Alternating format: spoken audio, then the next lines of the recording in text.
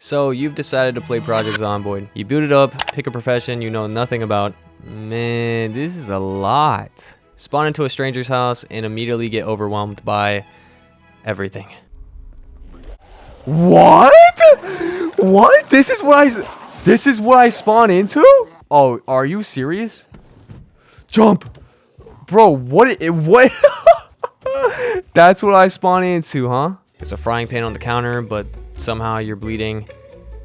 Scratch bleeding? The microwave's on fire. You don't remember turning it on. You open a window to escape. Slice your hand open, and 5 minutes later, you're infected by what? No idea. Awesome. Probably life itself. Then you die. Not dramatically, just kind of quietly in a bathroom with a can of beans in your inventory you never figured out how to open. Welcome to Project Zomboid, a game that doesn't just simulate the apocalypse, it bullies you into it. Project Zomboid is a hardcore open-ended zombie survival simulation, set in a sprawling post-apocalyptic version of Kentucky. It's an isometric sandbox game. You don't know what isometric means? Me either. I had to search it up. It's basically a game that utilizes an isometric projection to create a 3D-like perspective on a 2D plane. Still don't get it? In simple terms, it just looks like this. Anyways, the whole point of the game isn't if you'll die, it's how and when. The game proudly reminds you this is how you died when you start your life. At its core, Zomboid is about survival. Not flashy survival, not action hero survival, but realistic, slow burn survival. Eat a rancid potato and die survival. You manage hunger, thirst, injuries, depression, boredom. I just got bored. Weight gain, insomnia, and more, all while navigating a world crawling with the undead. I think this game was made for masochists. Oh, I'm actually opening a map. There is a map. Oh my goodness, it's absolutely massive. The map is enormous and persistent, featuring towns like Moldero, West Point, Louisville, all filled with loot, danger, and a haunting stillness. The game includes deep systems for crafting, carpentry, farming, mechanics, cooking, and medical treatment. Look at all the vehicle-like things, dude. This is so detailed for what? Like an actual mechanic could play this game. Everything has weight, everything can break, and every mistake can be fatal. Combat is brutal and clunky by design. Melee fights are desperate. Yo, there are, oh my, Get back! Get back! Get back! Oh my gosh! No! Get back! No way. Did I get bit? Y'all wanna fight? Let's take it outside, huh?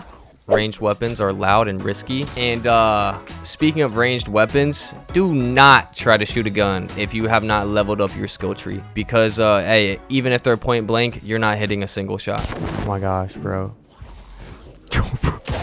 How can I not hit him? He's right in front of me. Nah, you're not hitting zombies, bro. Oh my goodness. This woman cannot shoot to save her life. But besides all that, one bite can doom even the most prepared survivor. Stealth, smart planning, and patience are often your best weapons. What makes Project Zomboid truly special is its attention to detail. As I've mentioned with the cars, it's kind of insane. But also its commitment to realism. It doesn't hold your hand, it slaps it away and lets you learn the hard way. Whether you're surviving alone or with friends, the game is constantly challenging you to adapt, learn from your mistakes, and to embrace that you are eventually going to die. It's slow, stressful, immersive, and incredibly rewarding. Every day you survive feels earned. Every loss teaches you something. And every new run, a chance to just maybe last one more day longer than the last. Why did I write this down? Hey, you want some? Why is it still red? Why is it still red, bro? Oh, what just happened? Did I just shoot myself? So here's the thing. Project Zomboid does have a tutorial, technically. It shows you how to walk, how to open a window, some of the UI, and then it basically says, alright, good luck out there, try not to die instantly. Soon, you'll die horribly. Last advice, if you get a zombie bite, or fear one is imminent, then press Q. You'll swallow the antidote. Hey, I'm over here, bro. I just called them over there. Man, what a tutorial. Oh my goodness, run! Run, Q! Slide! Alright, bro. And then you spawn. You don't know where you are. You don't know what day it is. You don't even know how to open a can of beans. How do I open this? You're left to figure everything out on your own. How to loot, how to avoid zombies, how to read skill books, because to level up your skill tree, you have to read books. Kid you not. This is actually in the game. This is how detailed it is. Electrician for beginners. This book gives you an XP multiplier, bro. You have to read books in this game. There's no way. Oh my goodness, there's a bar right here. You genuinely have to sit here and let your character read this book to learn this skill. That is crazy, dude. You can't even mark on the map unless you have a pin.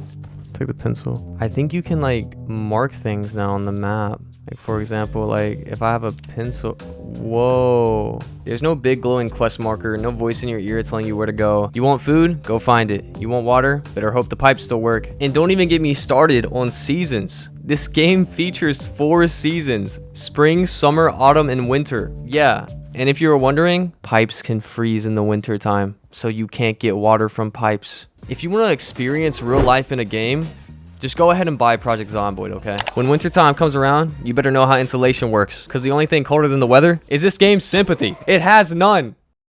Despite that, though, it's kind of brilliant, because every time you die, you learn something.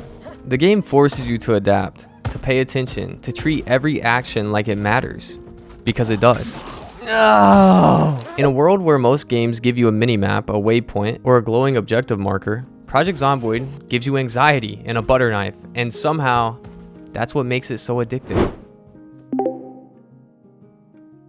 So after getting eaten alive 5 times in 30 minutes, setting your kitchen on fire, and discovering your character is bored from watching TV too much, there's no way I just got bored.